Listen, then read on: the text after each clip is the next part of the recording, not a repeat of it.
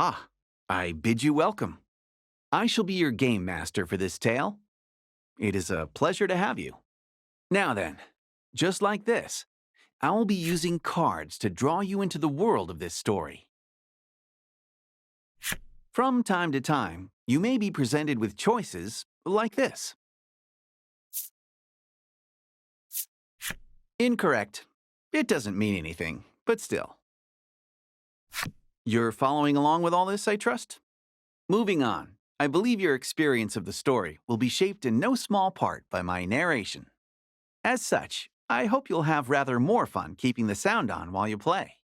That said, rest assured that the game remains enjoyable without sound. My words will be subtitled just as they are now.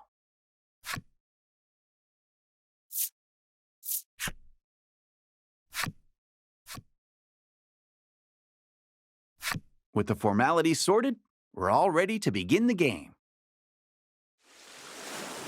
My. Yeah, you can hear the sound of the waves. Oh, how very evocative. Now then, let's begin our tale.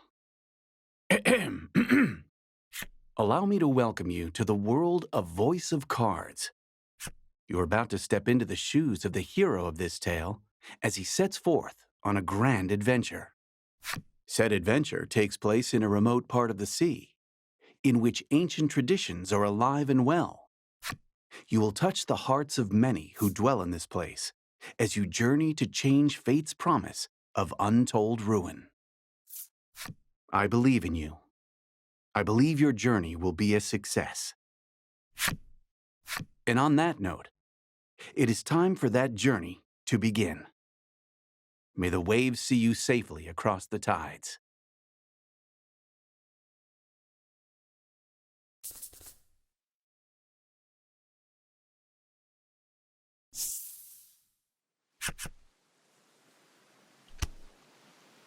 Our story begins in a secluded grotto. The sound of the waves echoes softly across the rock walls. A solitary young man stands in front of a ship floating in the water. Brush in hand, he busies himself painting the vessel. Once he finishes his work, he decides to carve his name into the side of the hull. A finishing touch.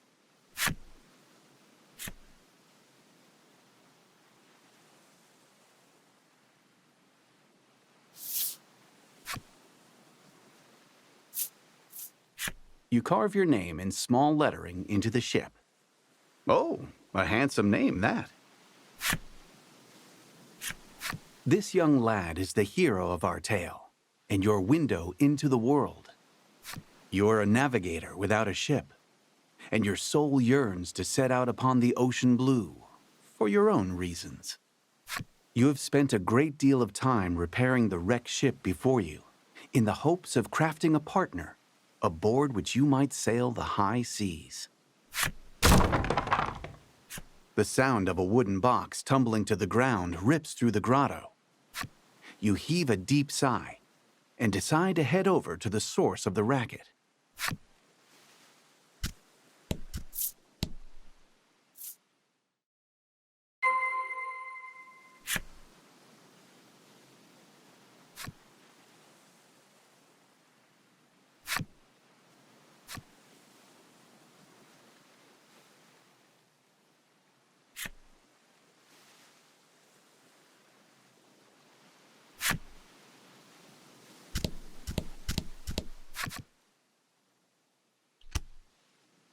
The source of the noise turns out to be a young girl.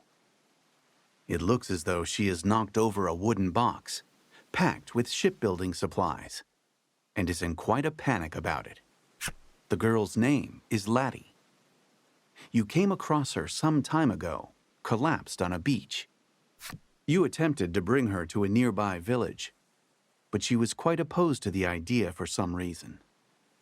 As such, she has been helping you repair the ship here. You're not quite sure how to respond to her knocking the box over.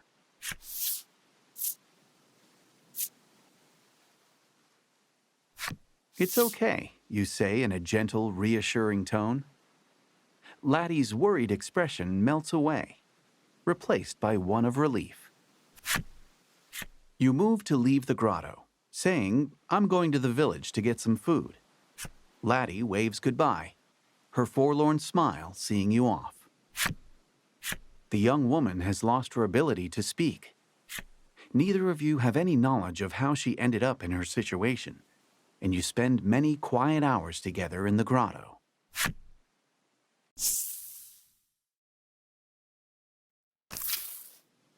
The scent of the sea and a sense of isolation hang heavy in the air.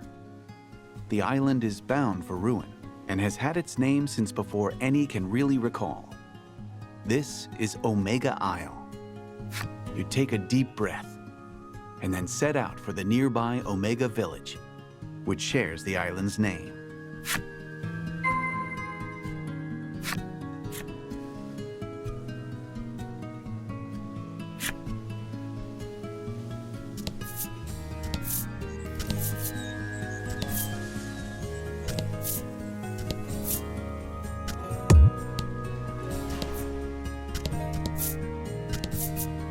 Beyond the pier, the ocean sprawls out in all directions, beckoning you to adventure.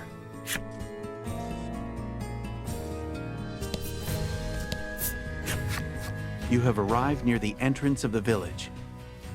You spy a shadow skulking about in the midst of a thicket. The shadows fall away to reveal a small monster. It's unusual to see one this close to the village. It might be cute, but it's still a monster and a threat. You must slay the beast before it can cause trouble or worse in the village.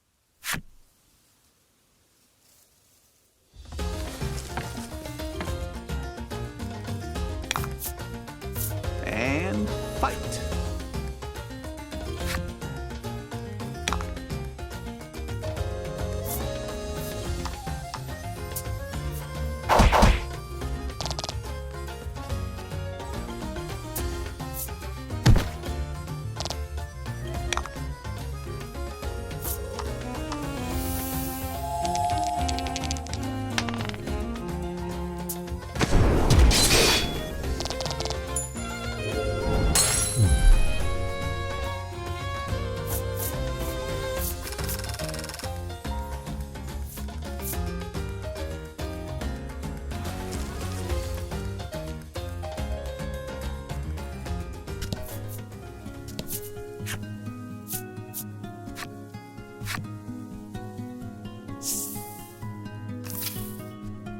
Gorgeous flower beds burst with blossoms that will one day wilt and wither away, much like Omega Village itself.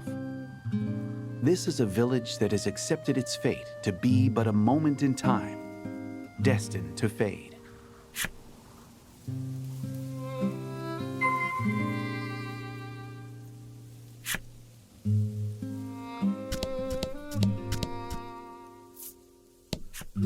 An island in want of a maiden shall fall, he mutters, to no one in particular.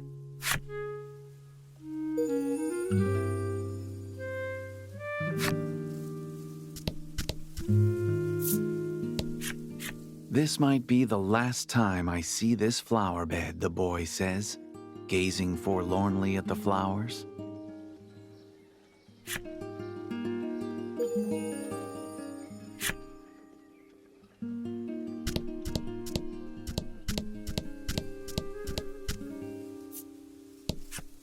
A lone woman diligently cleans the grounds of the Maiden shrine.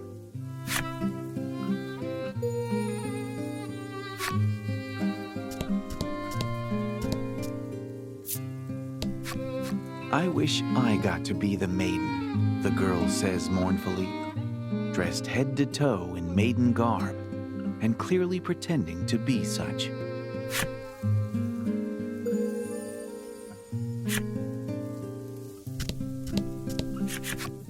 You stop in at the mayor's house and discover that he already has a guest. The two are engaged in discussion. You listen in and learn that they are troubled by monsters that have appeared near the village and have been devouring precious stores of food. The villager sighs deeply. "I suppose it's about the end for the village," they say flatly before departing the mayor's home. The man left standing in the room has a certain sagacity about him. He notices you waiting and inclines his head in greeting. His name is Grief. As the village's mayor, he spends his days dealing with all manner of happenings around town. He looks to be at a loss over the damage being caused by the monsters. It would likely be a simple matter for you to deal with the beasts.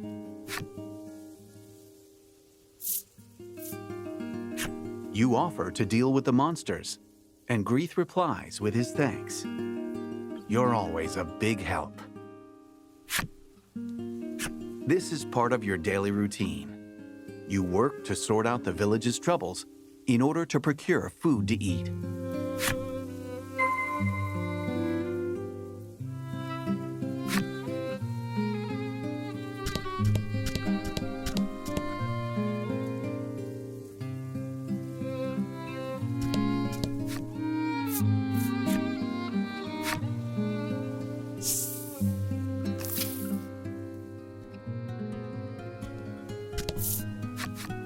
A monster has appeared before you.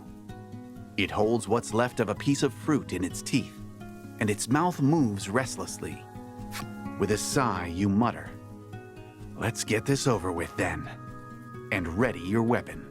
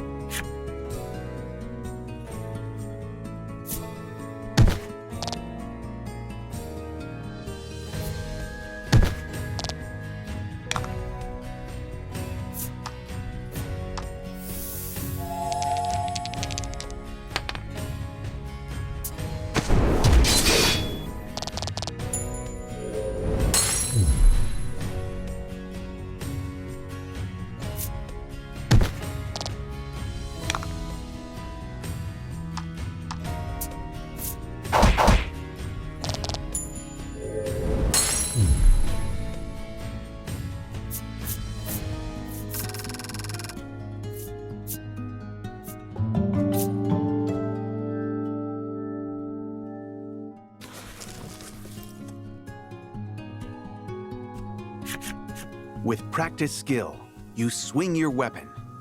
The blade flashes through the monster's throat. Merciless, perfect aim. It would appear that you are quite accustomed to killing. You wipe the blood off your weapon. As you do, you notice a shadow in the distance. Another monster, perhaps?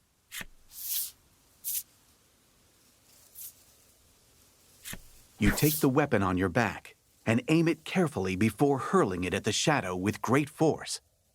It flies toward your target, tracing a perfect parabola. However, the tip of the spear strikes just slightly to the side of the shadow, which runs off. Whatever the shadow was, it was taken aback by your unexpected assault. It looks like it ran off in the direction of the spire near the village.